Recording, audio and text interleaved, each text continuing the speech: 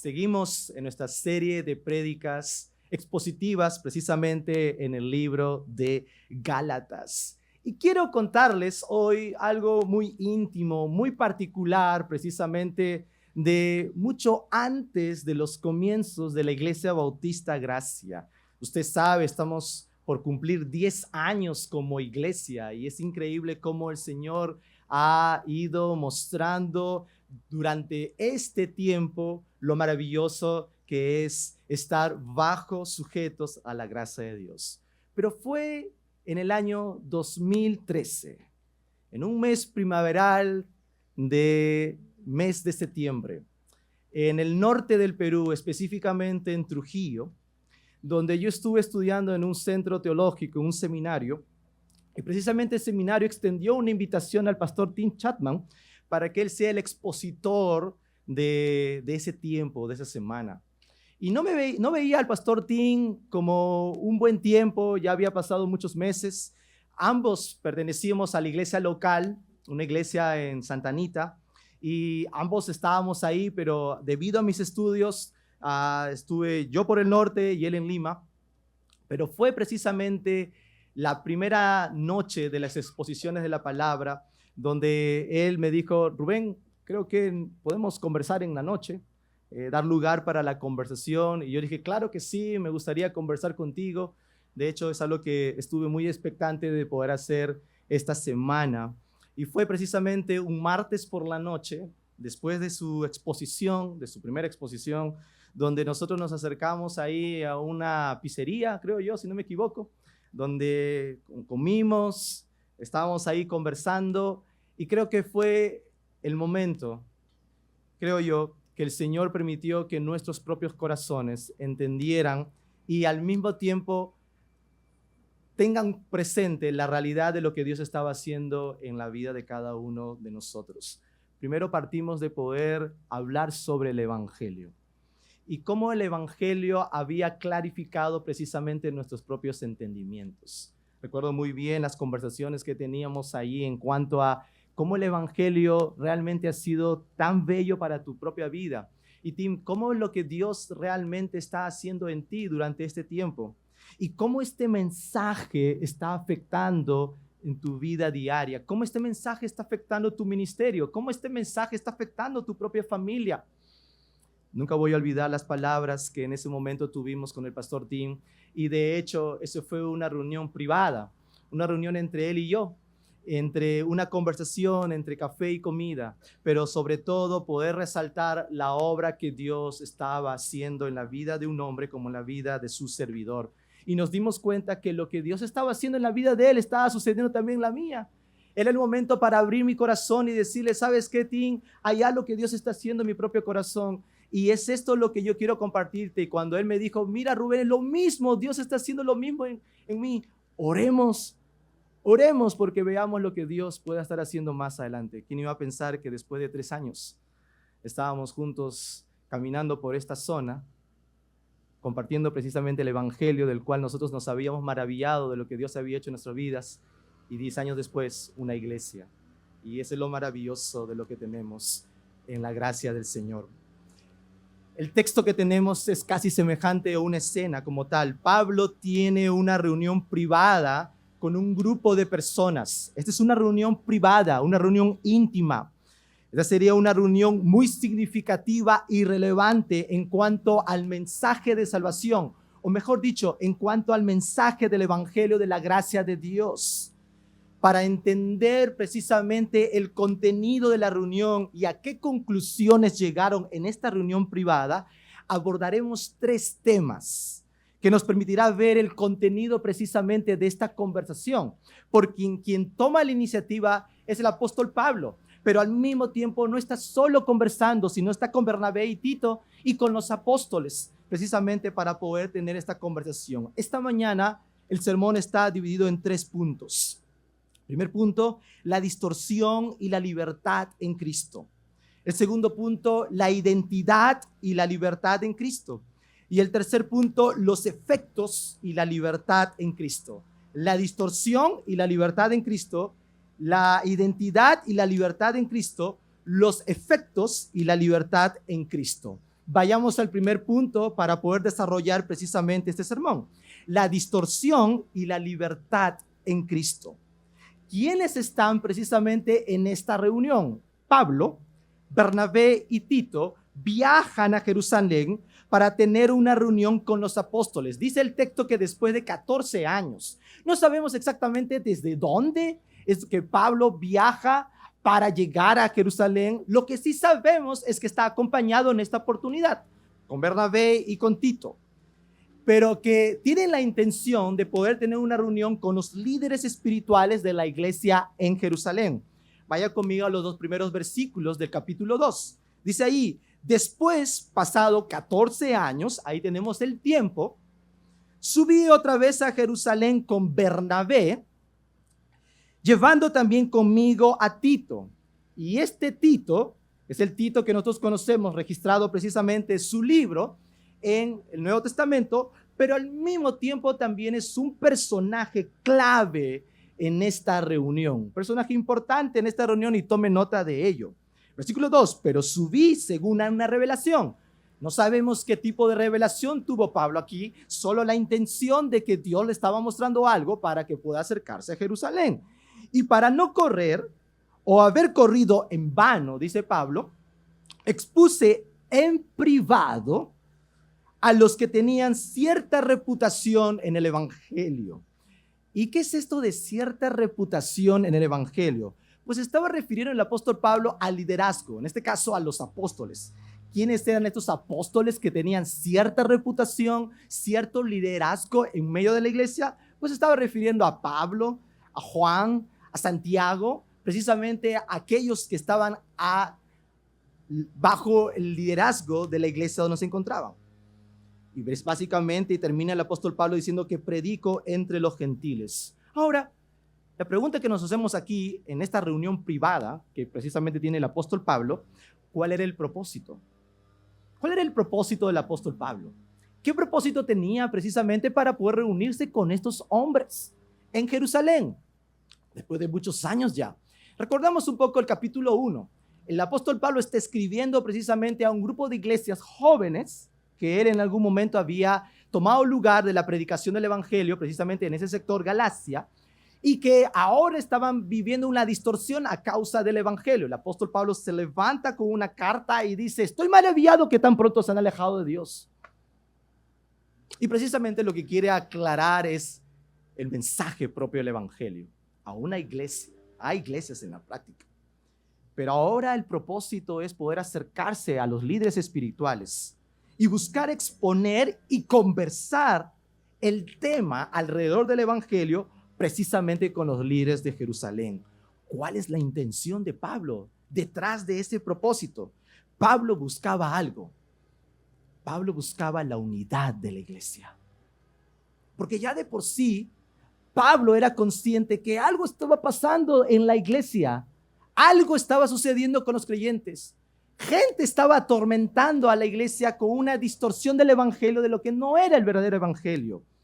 Y Pablo quiere realmente acercarse a este grupo, en este caso, al donde ocurrió todo, el epicentro de toda la obra de Dios.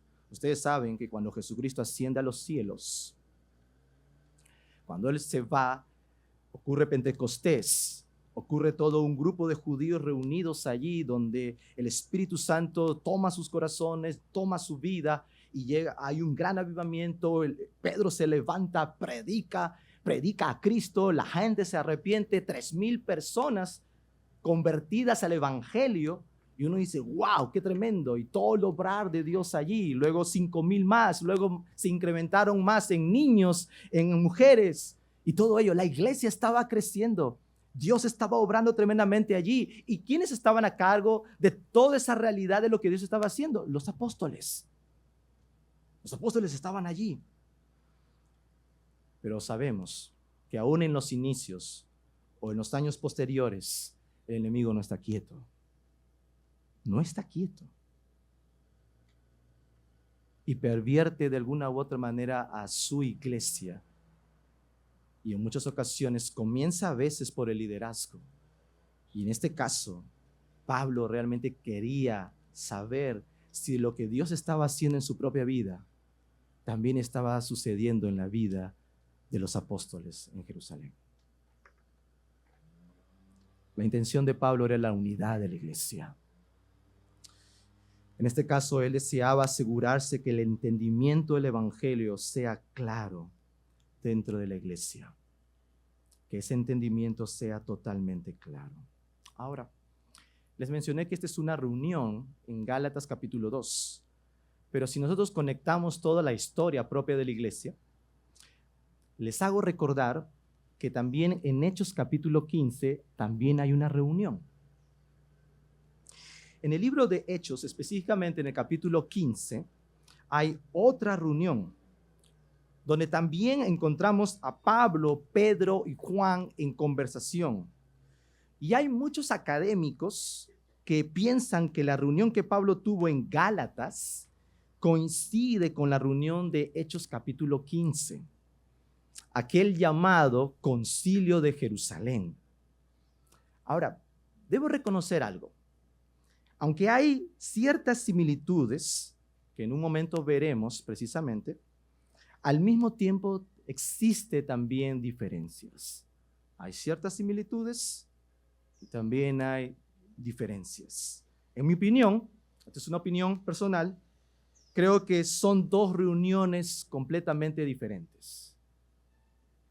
En Gálatas es una reunión, como el texto mismo dice, privada. O sea, Pablo mismo viaja, Pablo mismo reúne y Pablo mismo tiene esa reunión en la intimidad.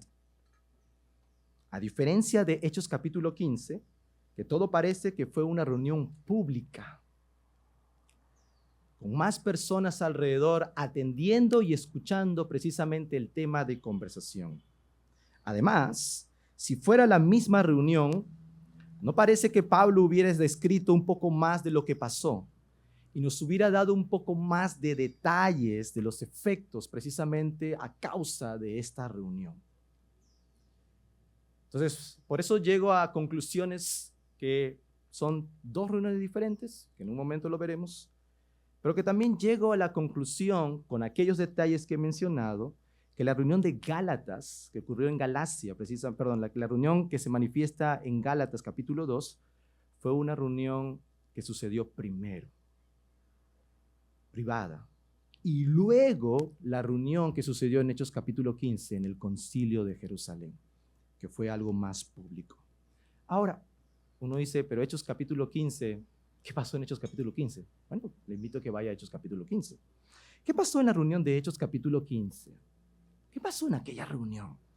Primer versículo en Hechos capítulo 15. Dice el escritor Lucas lo siguiente: entonces, algunos que venían de Judea enseñaba a los hermanos, entonces, creyentes, si no os circuncidáis conforme al rito de Moisés, no podéis ser salvo. Oh, wow. Interesante. Así comienza Lucas describiendo el primer versículo. Dice, si no os circuncidáis conforme al rito de Moisés, la conclusión es, tú no puedes ser salvo. ¿Quiénes eran estos algunos que venían de Judea a enseñar? ¿Quiénes eran estos? Recordemos que la predicación del evangelio en los primeros días del cristianismo estaba afectando en todas las esferas sociales y hasta religiosas de aquel tiempo. Cantidad de gente llegaba al conocimiento de la verdad y con ello al evangelio. Les mencioné 3,000, 5,000. Luego, mayor cantidad de personas realmente entiende lo que Dios estaba haciendo por medio de Cristo. Muchos hombres y mujeres eran alcanzados por la gracia de Dios. Aún hombres fuera del judaísmo, como en el caso de los gentiles, también eran alcanzados por la gracia de Dios. ¿Y a quién me estoy refiriendo particularmente en los inicios del libro de Hechos? A un caso donde la intervención lo tuvo directamente un apóstol. Y me estoy refiriendo a Hechos capítulo 10, donde Cornelio, precisamente un centurión gentil, llega a entender el Evangelio a causa de la exposición de la predicación de Pedro. Que Pedro al principio no entendía lo que Dios puede estar haciendo en cuanto a esa visión que Dios le había revelado. Come. No, eso no es inmundo. Come. Es inmundo. Y Pedro luego entendió el punto porque había un hombre gentil fuera del círculo de la cultura judía, el contexto judío, que realmente comenzaba a entender el Evangelio, llegando a la fe de Cristo precisamente por la predicación de Pedro.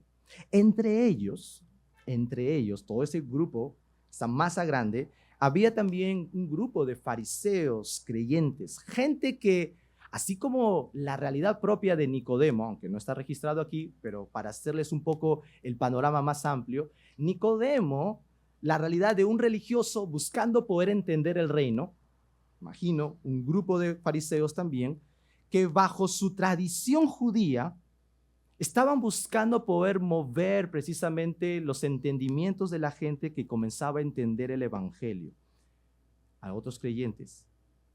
¿Y qué es lo que estaban diciendo? Que lo que se necesita para ser salvo es creer en Jesús y añadir algún rito más de la ley. O sea, sí, cree en Jesús como tal, pero añade un rito más en la ley. En este caso, estos hombres levantan el tema del rito de la ley en referencia directa a la circuncisión. Por eso el texto dice, si no os circuncidáis como el rito de Moisés, como la ley, si queremos darle otra palabra, ustedes no pueden ser salvos. Ahora, ¿qué es la circuncisión? Porque es reconocible poder entender qué es la circuncisión. La circuncisión es un rito físico que se realizaba al hombre y aparece en el registro bíblico alrededor de Génesis capítulo 17. Allí con Abraham, precisamente. Dios le da ese rito a Abraham con el propósito de separar a los que pertenecen a su pueblo. Y desde aquel tiempo, un padre llevaba al 8º día a su hijo varón y le cortaban la carne, es decir, el prepucio, como señal de pertenencia al pueblo de Dios. En la práctica, esta señal marcaba una gran distinción con los demás pueblos. Es decir, tú eres mío, tú me perteneces. Ahora, ¿cuál era la discusión en sí en Hechos capítulo 15? Estos hombres querían que los gentiles creyentes tengan presente que no solo necesitaban considerar la gracia de Dios en sus vidas, sino que también estaban requiriendo como parte de los conceptos para atender la salvación, la circuncisión como una señal complementaria a la salvación. Es decir, fe, sí, más obras, conclusión, salvación. Era lo que estos hombres querían mover en cuanto a eso. Ahora, ¿cuál fue la respuesta ante este problema? ¿Cuál fue la respuesta? La explicación de la iglesia sobre este tema es la siguiente, versículo 6 en adelante. Y se reunieron los apóstoles y los ancianos para conocer de este asunto, versículo 7. Y después de mucha discusión, Pedro se levantó y les dijo, varones hermanos, vosotros sabéis que ya hace algún tiempo que Dios escogió que los gentiles oyesen por mi boca, referencia a Cornelio, la palabra del evangelio y creyesen. Y Dios, que conoce los corazones, les dio testimonio dándoles el Espíritu Santo, lo mismo que a nosotros. Versículo 9. Y ninguna diferencia hizo entre nosotros y ellos, purificando por la fe sus corazones. Ahora pues, ¿por qué tentáis a Dios poniendo sobre la cerviz de los discípulos un yugo que ni sus padres ni nosotros hemos podido llevar? Antes, creemos que por la gracia del Señor Jesús seremos salvos de igual modo que ellos. ¡Wow! Conclusión. Y deja precisamente cerrado el tema en cuanto a esta realidad de añadir algo a la realidad de la fe. Ahora, ¿cuál es el punto principal a lo cual Pedro quiere llegar con el discurso, luego de exponer el caso? O mejor dicho, haciendo una pregunta un poco más exacta, ¿se necesita algo a nuestra fe para completarla y así ser salvos como tal? ¿Qué se necesita para hallar salvación? A la conclusión que quieren llegar los apóstoles juntamente con Pedro es que los creyentes piensen y consideren lo siguiente. ¿Cuál es la conclusión? Somos salvos por la gracia de Dios y no bajo ningún rito de la ley. Somos salvos por la gracia de Dios y no bajo ningún rito de la ley. Eso realmente para nosotros va a ser muy significativo en el transcurso del sermón. Somos salvos por la gracia de Dios y no bajo ninguna obra humana que nosotros podamos hacer, por más que provenga precisamente, como en el texto de Hechos dice, la ley de Moisés. Habiendo visto lo ocurrido precisamente en el libro de Hechos y todo el contexto como tal, ahora volvamos a Gálatas, donde Pablo presentará un caso. Y este caso es un hermano. Y este hermano se llama Tito. Versículo 3 en Gálatas, por favor. Gálatas capítulo 2, versículo 3. Dice el versículo 3, mas ni aun Tito, que estaba conmigo, con todo y ser griego, gentil, fue obligado ¿a qué? A circuncidarse. O sea, Tito, con todo, griego, gentil, distante del pueblo judío, fue obligado a circuncidarse. Dice Pablo. Pablo, conocedor precisamente de los argumentos claros de lo que está exponiendo, dice, yo necesito una evidencia. Yo necesito a alguien visible a los ojos de estos hombres y que me está acompañando en este viaje, pero también para que ellos realmente puedan contemplar lo que en la práctica es. ¿Qué realidad?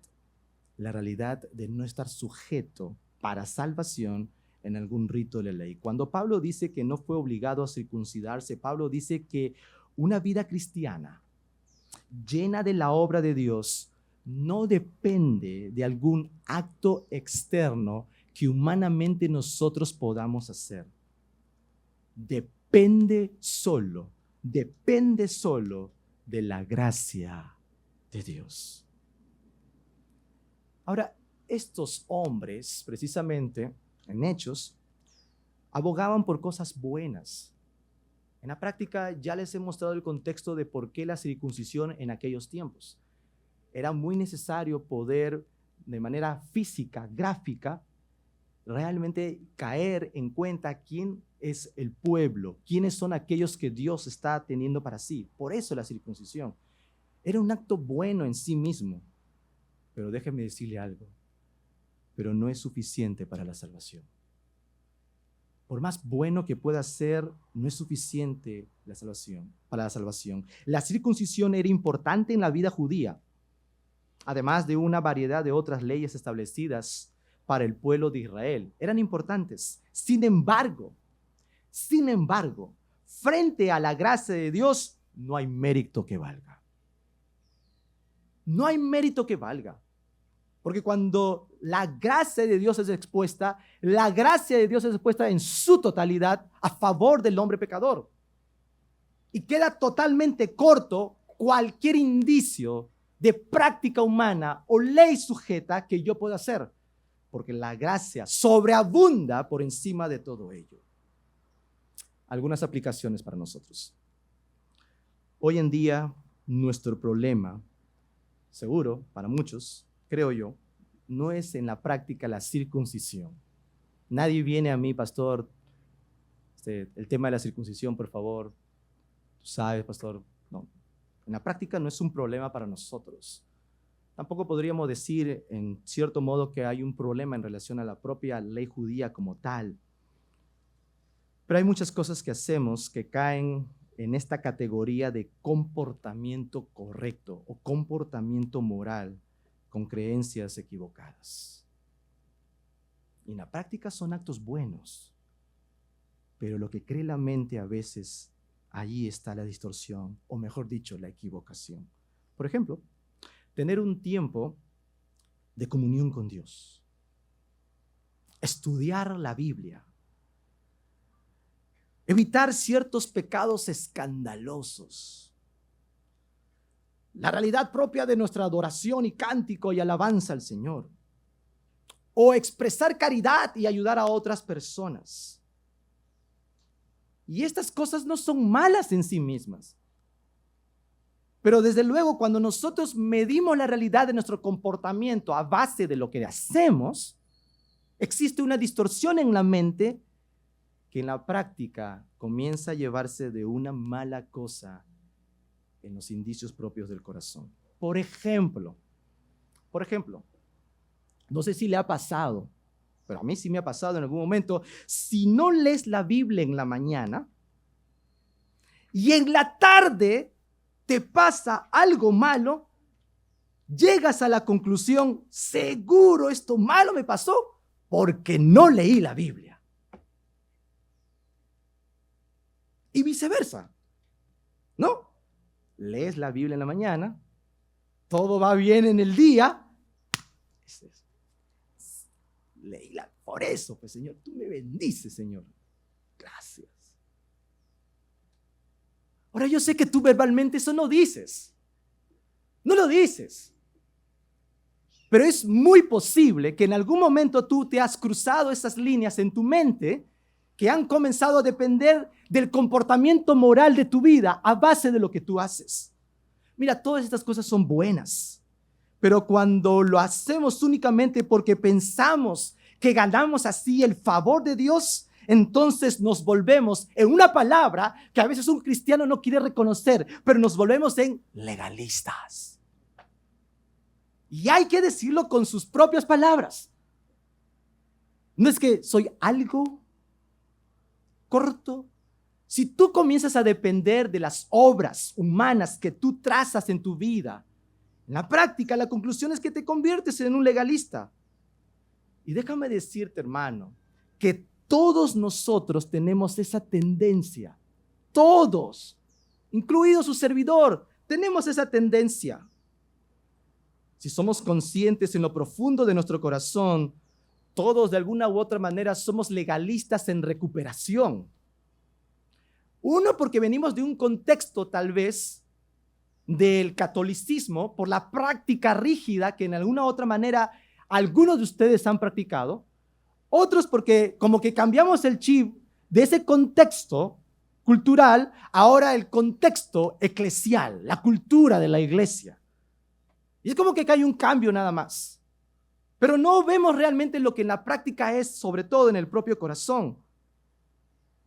Todos nacemos con una naturaleza pecaminosa. Todos, sin excepción. Y pensamos que podemos ganar nuestro camino hacia Dios o el favor hacia Dios con una mentalidad legalista. Que si yo hago más, Dios de seguro me va a derramar mayores bendiciones de las que yo podría esperar. Incluso aún todavía socavamos la realidad de la salvación y pensamos que eso puede añadir algo más. Hermanos, quiero ser muy sincero con ustedes. ¿Qué es lo que produce el legalismo en el corazón? ¿Se ha puesto a pensar qué es lo que produce el legalismo en el corazón? Esencialmente produce dos cosas. Dos cosas. Uno, soberbia. Siempre tengo la intención de juzgar a otros cristianos si están realmente practicando los hábitos espirituales como yo lo hago. Y eso produce soberbia. Eso produce altivez. Eso produce orgullo. Ese es el ángulo del legalismo. Siempre estás comparándote con los demás. Te comparas con tu esposo. Te comparas con tus hijos. Te comparas con tu hermano. y llegas al punto de hasta medir si los hábitos espirituales que tú haces son superiores que otros en su práctica cuando lo hacen. Pero también, ¿sabes qué produce un corazón legalista? No solamente soberbio, sino también produce miedo. Uno dice, ¿miedo? ¿Miedo por qué? Porque siempre, al final del día, haces esta siguiente pregunta: ¿habré hecho lo suficiente para Dios? ¿Habré leído la Biblia lo suficiente? ¿Habré orado a Dios lo suficiente? El domingo pasó, ¿habré servido a Dios lo suficiente? ¿Habré cantado lo suficiente? ¿Habré evangelizado lo suficiente?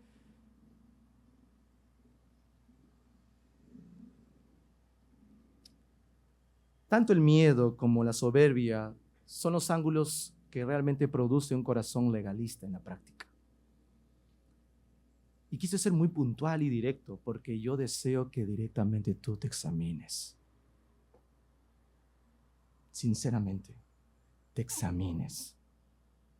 Te examines al punto de caer en cuenta si tú realmente estás cruzando las líneas del legalismo y tu corazón está entenebrecido en esa realidad, porque déjame decirte que es una realidad muy peligrosa. Pero ¿sabes cómo ingresa? Sutilmente. Sutilmente. Porque te encuentras haciendo cosas buenas. Pues examinémonos para que realmente podamos descifrar en nuestra mente si hemos caído en esto. Las palabras de Pablo deben servir como una advertencia para los cristianos de hoy en día. En conclusión, debemos evitar cualquier tipo de legalismo que el corazón aflora o desea, y más bien poner una verdad trascendental que el apóstol Pablo va a buscar defender a capa y espada. ¿Cuál es? La salvación es por gracia y no hay ningún mérito en nuestras obras. La salvación es por gracia y no hay ningún mérito en tus obras.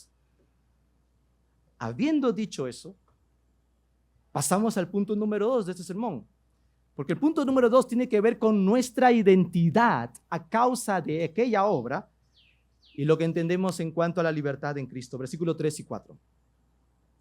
Mas ni aun Tito, nuevamente para el contexto, que estaba conmigo con todo y ser griego, fue obligado a circuncidarse.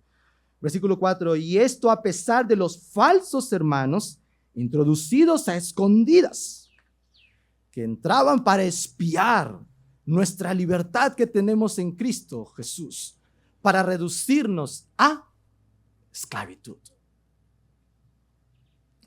Pablo, como muy defensor del evangelio, expone directamente a estos hermanos. Expone a estos falsos hermanos que se introducían, ¿cómo dice el apóstol Pablo? A escondidas. A escondidas. Claro, es que un falso no va a ser muy abierto. Va a ser muy sigiloso, muy calculador. Va a ser muy encubierto, a escondidas. ¿Y qué querían hacer estos falsos hermanos? Pablo menciona los dos lados que deseaban hacer estos falsos hermanos. Los falsos hermanos se habían infiltrado con el propósito, según Pablo, de esclavizarlos. Esa era la idea de estos falsos maestros o falsos hermanos, como él lo dice, esclavizarlos. Y si estaban buscando la esclavitud de esta gente, ¿qué estaba impidiendo en la práctica como consecuencia? Impidiendo que disfruten la libertad que tenían en Cristo. Estos hermanos estaban esclavizando a esta gente con la realidad propia de la enseñanza de la ley para que impidan, disfruten la libertad propia de la ley. ¿Y cuál fue la libertad propia en Cristo? ¿Y cuál fue la conclusión del apóstol Pablo? Versículo 5. A los cuales ni por un momento accedimos a someternos. ¿Para qué? ¿Con qué propósito? Para que la verdad del evangelio permaneciese con vosotros. ¿Cómo entendemos la libertad que tenemos en Cristo? ¿Cómo la entendemos? Pablo dice que ni por un momento accedimos a someternos. Pablo dice en conclusión, por ningún momento, por ninguna circunstancia llegamos a ser esclavos de esa realidad. Pero seamos sinceros, trasladándolo a nuestro propio contexto de vida. No vamos a negar que en algún momento hemos buscado tener un sentido de realización personal. ¿Cierto? En algún momento hemos como que añorado, soñado, como que el corazón palpita por una realidad de realización personal. Humanamente pensamos que existe algo que puede darnos la razón de existir. ¿Cierto? Sea sincero con usted mismo. En algún momento de la vida, ¿tú has pensado que algo puede darte la razón de existir? En otras palabras, un tipo de libertad que busca complacer el corazón, un tipo de libertad que busca satisfacer precisamente ese deseo de razón de existir o ese deseo de ver tu vida realizada en algo. Debo imaginar que en algún momento. Y eso me hace recordar mucho, porque mientras que estudiaba este pensamiento vino a mi mente inmediato. Hay una mujer en Juan capítulo 4 que precisamente estuvo en esta realidad de vida, tal vez muy semejante a nosotros, pero en un diferente contexto, pero mucho tiene que ver con ello. Y es la mujer samaritana. Usted conoce la historia. Y la mujer samaritana claramente nos deja ver que ella entregó su corazón a otros amores. ¿Cuántos compromisos tuvo la mujer samaritana? 5 compromisos. Y aún el que tenía ya ni siquiera era su compromiso. Estaba conviviendo con aquel hombre. Su corazón encontró supuestamente la libertad, o supuestamente la razón de existir, o supuestamente la realización personal en las relaciones. No sabemos el detalle de cada relación, cómo le fue con uno, cómo fue con el otro, cómo fue con el tercero, cómo fue con el cuarto, cómo fue con el quinto. Pero el punto es que ante lo numeroso de las relaciones, nos deja ver que el corazón desesperado de ella es que en algún momento dijo, quisiera que hoy ya se realice esto. Tanto así que estaba tan hastiada que el último compromiso o el último encuentro que tuvo con un varón que no era un compromiso, ya dijo, bueno, ya no viene al caso. La vida de la mujer samaritana claramente nos deja ver que ella entregó su vida a otros amores. En otras palabras, buscó su razón de existir principalmente en las relaciones. Te pregunto a ti, ¿dónde encuentras la razón de existir de tu vida? ¿Dónde encuentras la razón de existir de tu vida? ¿Dónde encuentras la realización personal de tu vida? ¿Dónde? Te hablo del mundo. ¿Sabes qué? El mundo tiene un deseo, un anhelo insaciable. El mundo tiene un deseo, un anhelo insaciable, que para sentirse cómodo y bien, tratan de satisfacerlo con vacaciones, viajes, logros en el campo laboral, ingresos económicos, aventuras en el campo sexual, deportes, drogas y cuántas otras cosas más. Sin embargo, tan pronto pasa el tiempo, el mundo o la gente piensa haber hallado la libertad, la razón de existir y la sensación de esclavitud aún aparece en sus propias vidas. Y la pregunta que nos hacemos aquí es, ¿dónde está el problema? ¿Dónde está el problema? ¿De dónde radica precisamente ese deseo de realización personal que piensa hallarlo en algo externo, pero que de pronto se ve nuevamente esclavizado? ¿Dónde está el problema? El problema lo encontramos en el corazón. El hombre es rápido de encontrar la satisfacción de su corazón fuera de Dios. Es rápido de poder ver algo, contemplarlo, desearlo, anhelarlo, soñar y desesperadamente tenerlo, cuanto sea lo más rápido posible que pueda ser. El gran problema de los seres humanos es que somos demasiado fáciles de complacer el corazón con falsas libertades que en el fondo, ¿qué es lo que hacen? Esclavizar. Esclavizar. Eso es lo que hace precisamente una falsa libertad. Te esclaviza. Y puede ser cualquier cosa en esta vida. Aún las buenas cosas que de alguna u otra manera deseamos y anhelamos dentro de los parámetros de la vida moral. Por ejemplo, un cónyuge.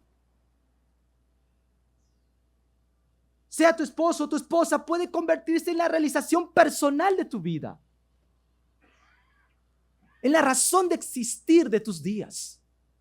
Soltero, pensando que tú vas a encontrar la razón de existir, la realización personal de tu vida si te llegaras a casar. Pueden ser los hijos.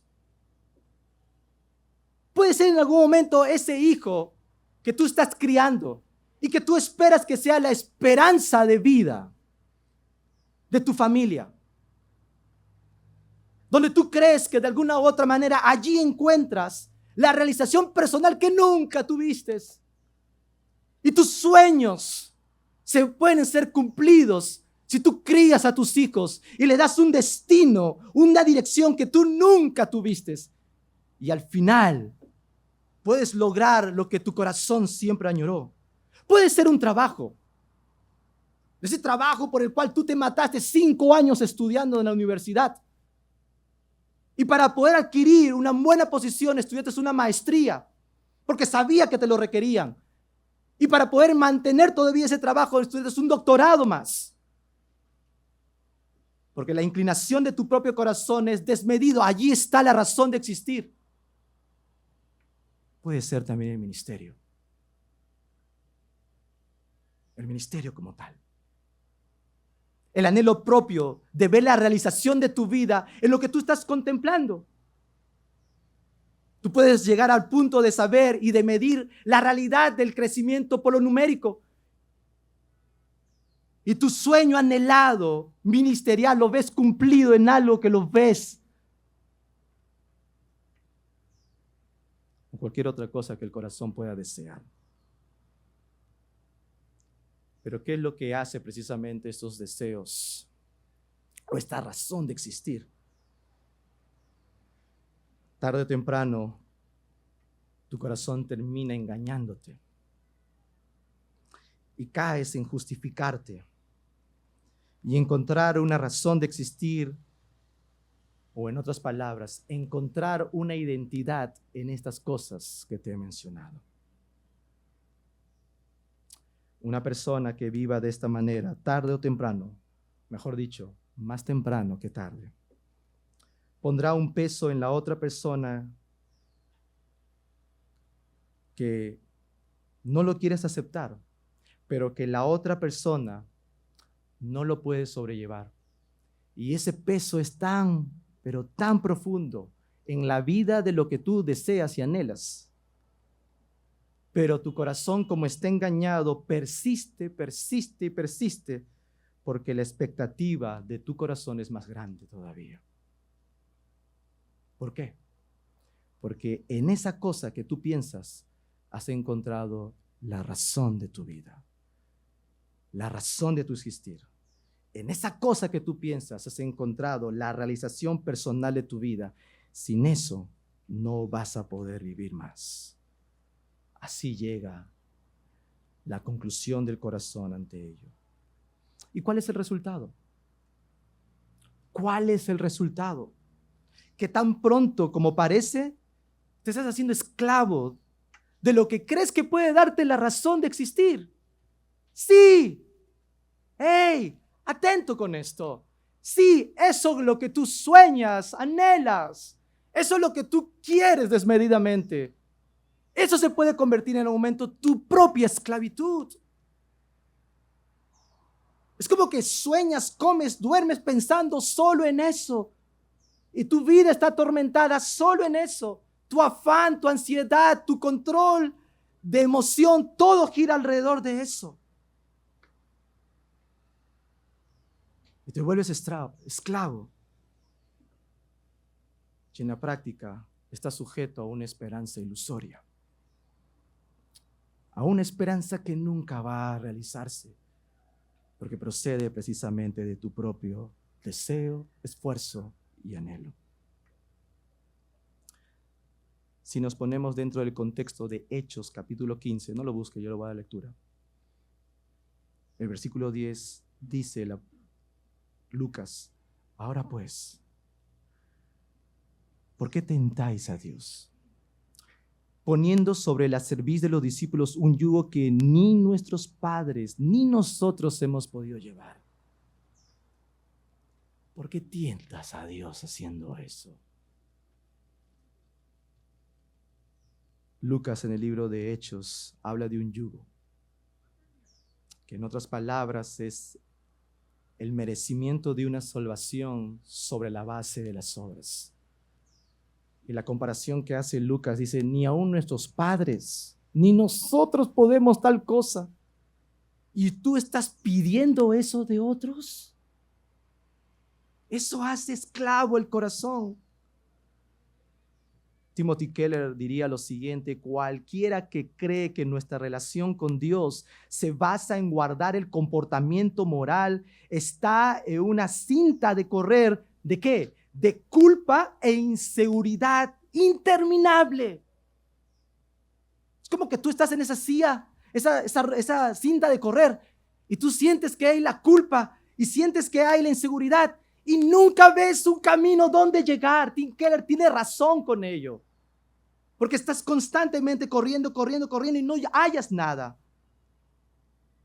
Como sabemos por las cartas de Pablo, él no liberó a los creyentes gentiles de los imperativos de los 10 mandamientos. Los cristianos no podían mentir, robar, cometer adulterio y muchas cosas más, pero aunque no están libres de la ley moral como una forma de vida, los cristianos están libres de ella como un sistema de salvación. Obedecemos a Dios no por temor e inseguridad, esperando ganar nuestra salvación, sino en la libertad y la seguridad de saber que ya somos salvos en Cristo por su gracia. No hay otra explicación a ello. El Señor, en su gracia, nos permite disfrutar. ¿Disfrutar de qué? De los regalos del Padre. El buen Padre es dador. Te da su palabra para que disfrutes, para que te expongas a ella, leas. Te da la oración para que te comuniques con Él. Te da la iglesia para que tengas comunidad. Y cuántas otras cosas más que Dios da en su favor, regalos, dádivas. Pero cuando lo hacemos, nuestra regla de control de moralidad o identidad, nos frustraremos y renegaremos de Dios porque no hemos recibido lo que supuestamente merecemos recibir. ¿Y eso a causa de qué? De que en tu corazón hay frustración y reniegas de Dios. Porque tú dices: Dios, no puedo creer que tú no veas lo que yo hago. Tanto esfuerzo haciendo esto y tú ni siquiera me das algo de lo que merezco recibir. Es allí donde entra las partículas del corazón en lo más profundo. Es como la frustración de aquella madre o padre que da todo todo por sus hijos. Educación, salud, bienestar, todo. Y en el tramo de la vida, donde ya piensas que el hijo va a darte todo el esfuerzo que tú en algún momento te dices, aquel hijo te dice, mamá, me voy de la casa. No me importa lo que has hecho. ¿Sabes qué? Quiero ganarme la vida y quiero disfrutarla. Y tú sientes todos tus sueños como el dominó que cae y derrumbarse. Y tú dices, no puede ser. Así no funciona. Yo hice tanto por ti. Tú tienes que darme algo a mí. Y el hijo dice, no me importa. Yo me voy. Esa es la figura que muchas veces usamos a veces con Dios. Es como que tú dices, Dios te ha hecho tanto por ti y ahora da tu lugar a mí.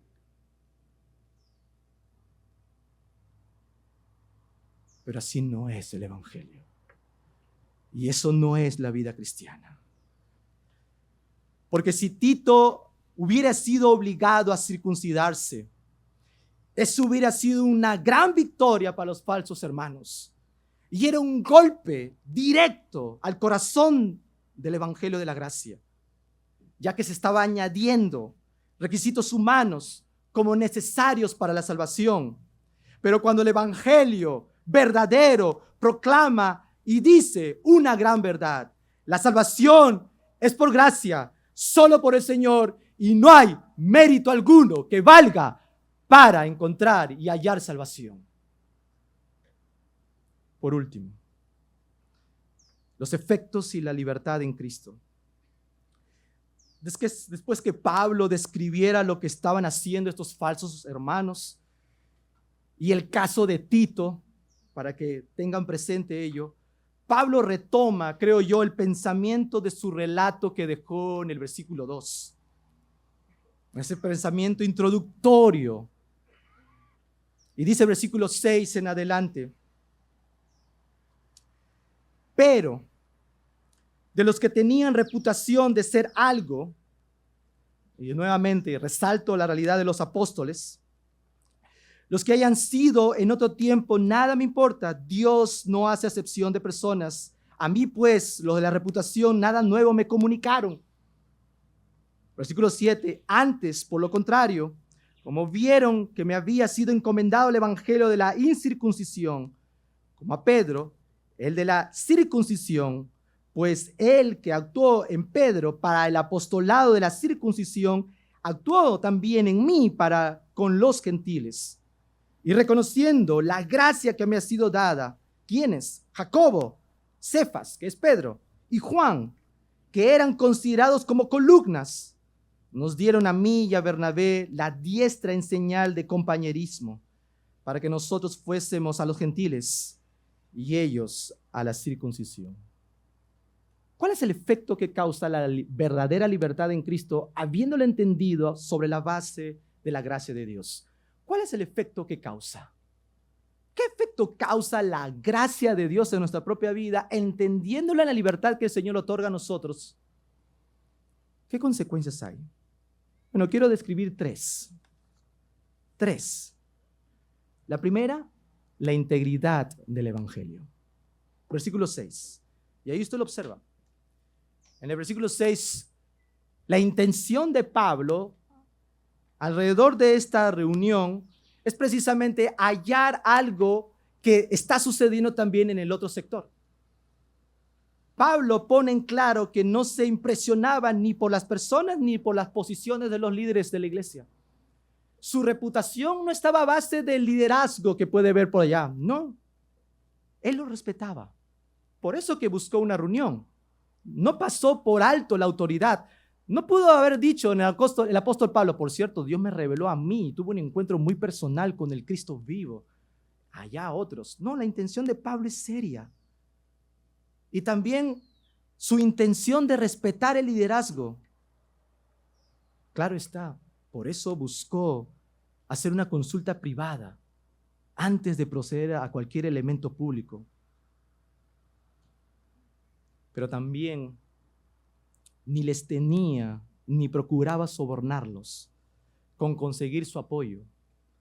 A Pablo no le temblaba la mano de decir, bueno, voy a ser un poco condescendiente aquí. Oye, tú sabes, ¿no?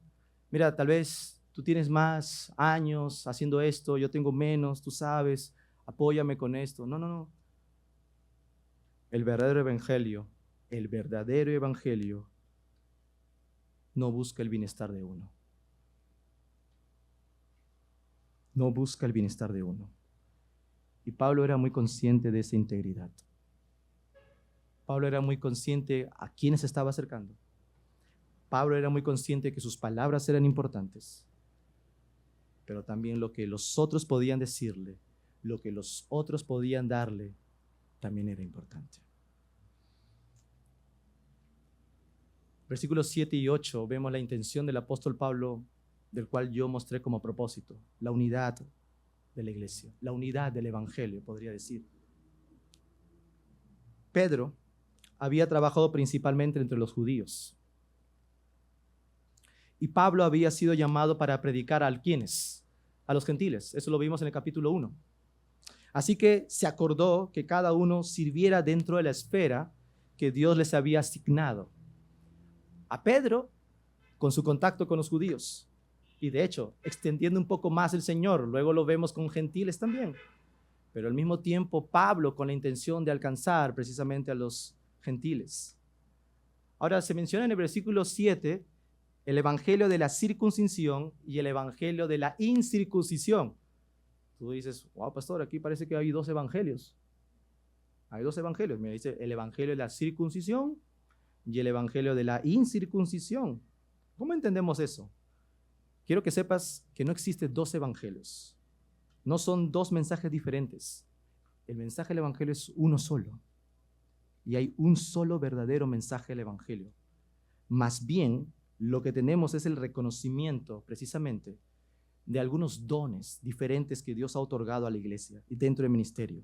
Por ejemplo, para Pedro y Juan, con el don que Dios les había dado, era para poder llegar a los judíos. Por eso menciona el evangelio de la circuncisión. Y en el caso de Pablo, Dios le había dado el don para poder llegar a los gentiles. Por eso menciona el evangelio de la incircuncisión. Pero también tenemos que prestar atención a algo, que por más que eran dos sectores, Pablo, Pedro, en ningún momento sentí un toque de competencia entre ellos. Cada uno con el don que Dios le había dado, cada uno con el alcance que Dios le había dado. Y de hecho, no debe existir en nosotros la realidad de la competitividad entre los que conocen y llaman a Dios. Pedro fue un gran hombre y tal vez el apóstol principal que Dios usó desde un inicio en la iglesia primitiva. Es Pedro que predica el primer sermón. Es Pedro que está allí en este concilio. Es Pedro que está asumiendo esa responsabilidad con Pablo ahora. Es Pedro que está ahí. Sin embargo, con gusto dio su aprobación a Pablo. No le dijo, a ver, déjame pensar, vamos a ver. No, dio su aprobación a Pablo y le permitió trabajar en el ministerio que Dios lo había guiado, por supuesto, porque reconocía el llamado de Dios en la vida de él. Pedro y Pablo predicaban el mismo evangelio. Predicaban al mismo Señor, al Cristo crucificado. Y también obraría Dios por medio de ellos. Y eso lo dice en Gálatas 2:8. Que Dios obraría por medio de sus vidas, pero ambos harían su obra entre grupos de personas diferentes. ¿Y eso qué? Dosificaba, permitía que el alcance del evangelio y el reino de Dios se extendiera más. Estos días estuve en una conferencia organizada por un ministerio que se llama Planted, que una iglesia hermana al cual aprecio, que es la iglesia bíblica Gracia y Verdad.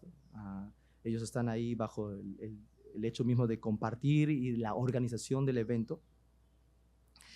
Y durante esos días que estuve ahí en conferencia ahí con ellos, conversando, también me di lugar a conversaciones con otros pastores, con otros hermanos. Muchos ahí hallaban conversaciones conmigo y realmente fue una tremenda bendición Y me di cuenta que lo que Dios está haciendo, y no necesariamente esa conferencia, sino en cualquier otro momento, pero para darle como evidencia algo cercano, me di cuenta que lo que Dios está haciendo en su reino es mucho más grande de lo que mi mente piensa. Dios está haciendo su reino como Él quiere, en la forma que Él quiere, en la manera que Él quiere y donde Él quiere. Por ahí me gozaba con el testimonio de un hermano que estaba en una región allí en Junín, en Huancayo, muy alejada, y que Dios estaba poniendo una pasión en el evangelio. Almorcé con él y le dije, ¿sabes qué? Me anima mucho lo que Dios está pasando. ¿Y cuánto tiempo tiene ese ministerio? Un mes. Un mes. Y su pasión por el evangelio está allí creciendo. ¿Qué puedo hacer? Animarte, hermano. Cuenta con nosotros, cuenta conmigo. Que el evangelio cada vez sea más profundo. Que quiero verte de aquí a un tiempo perseverando en la gracia de Dios.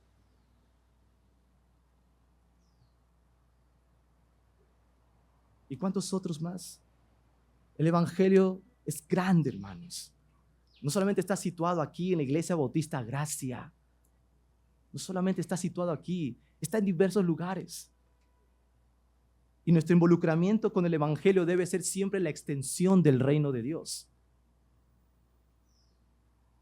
Lo que Dios puede darle a otros en don, el reconocimiento de tal por el llamado de Dios, lo que Dios puede darnos aquí como iglesia, es bello. Nunca bajo la realidad de poder nosotros decir, y ahora, oye, qué bueno, ¿no? ¿Cómo me gustaría que fuera así? ¿Cómo me gustaría que fuera así? O como que midiendo un poco la comparación, ¿no? No funciona así el reino. El evangelio no busca su bienestar propio.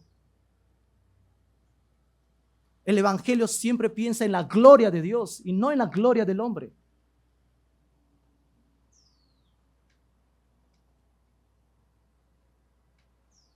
A mi mente pasa. Aquella iglesia que Dios usó en mi vida. Niño, infante, adolescente.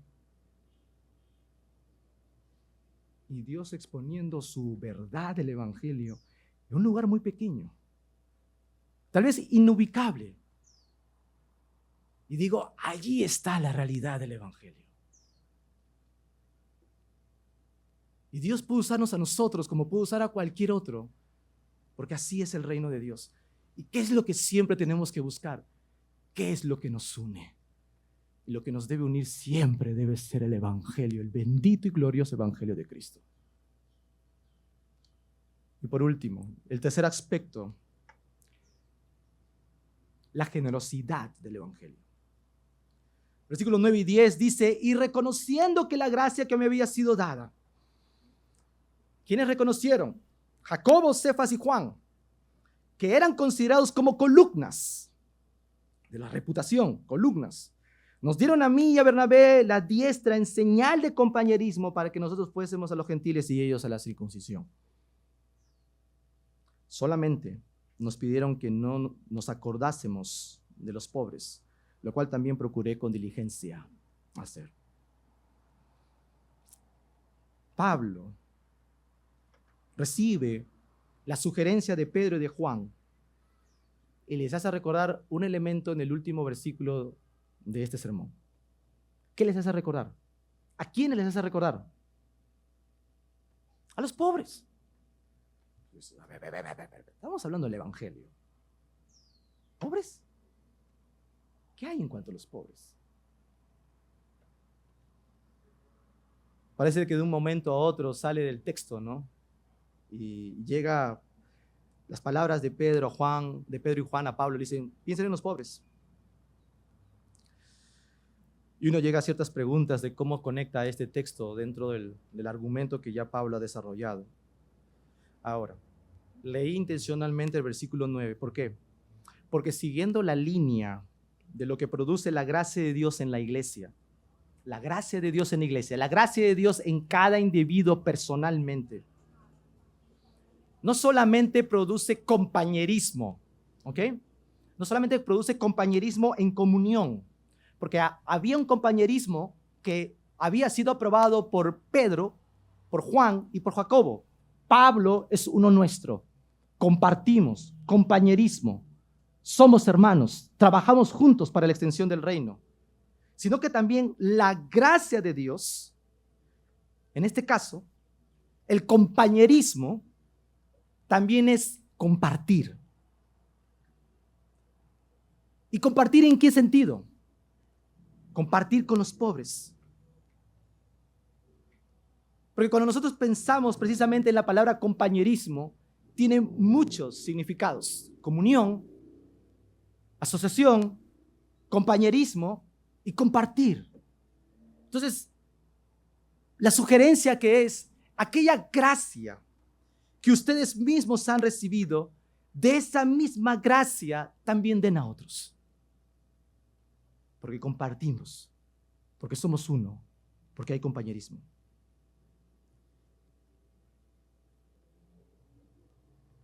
Y eso podría ser una evidencia tangible, no solamente de saber a quiénes pertenecemos y con quiénes compartimos una comunión de fe, sino también de que eso sea compartir con otros. Y aquí vienen las partículas más delicadas en el corazón. Cuando nosotros como creyentes estamos dispuestos a sacrificar nuestras propias comunidades materiales para ayudar a satisfacer las necesidades de los demás, demostramos de forma tangible que no hay algo que está sujeto a nuestro corazón, que no hay algo que está totalmente atesorado, que nos es difícil de soltar, sino que por encima de eso valoramos a Jesús y a su pueblo más que los placeres fugaces de este mundo. Más. Si tú realmente quieres medir la evidencia de lo que Dios ha hecho contigo, tienes compañerismo con los hermanos, ¿cierto? Dios te da una comunidad. Qué hermoso que es. Dios te ha dado una comunidad cristiana. Pero el hecho mismo del compañerismo también es compartir. Y en este caso, Pedro le dice a Pablo, comparte con los pobres. No te olvides de eso. Hermanos, mientras que tengamos lugar para hacer el bien, hagamos el bien con todos, pero mayormente con los de la familia de la fe. Más adelante, Pablo dirá eso en Gálatas. Compartamos. Separemos tiempo con alguien. Tal vez alguien necesita no dinero, sino tu tiempo. Es pobre en espíritu. Para que puedas tú realmente llegar allí y animarlo en el corazón. Débil, pero está ahí para consolarlos. Pero también veamos necesidades en otros y participemos en esa generosidad. Seamos generosos. Y cuando nos impulsemos a poder hacer cosas para el reino de Dios, no para nosotros. Recuerda, el bienestar, el Evangelio no piensa en nuestro propio bienestar, el Evangelio piensa en Dios, en su gloria. Busquemos hacer las cosas para el Señor.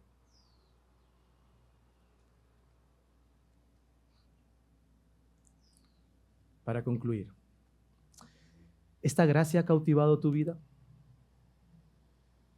¿Realmente eres consciente que esta gracia ha cautivado tu corazón? ¿Confías solo en la gracia de Dios para tu salvación?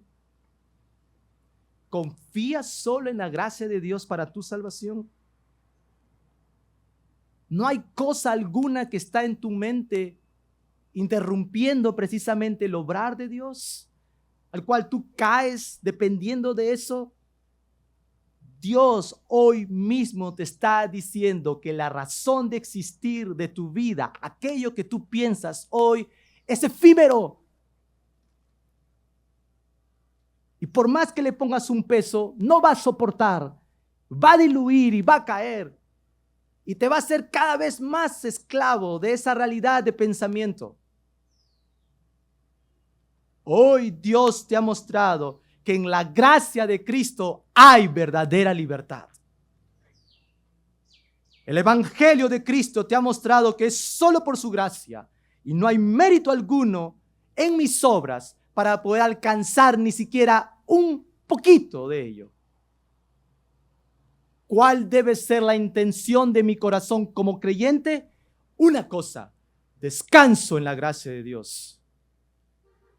Salgo de este lugar pensando qué bueno que es descansar en los tiernos brazos de mi Salvador, porque su gracia es mayor que por encima de mi pecado. Y eso debe llevar a mi corazón gozarme en decir: Dios, preparo mi corazón para amarte más a ti y aborrecer más este pecado. Porque donde yo encuentro libertad, allí hay gozo perpetuo del saber que solo Cristo es suficiente y nada más. Padre.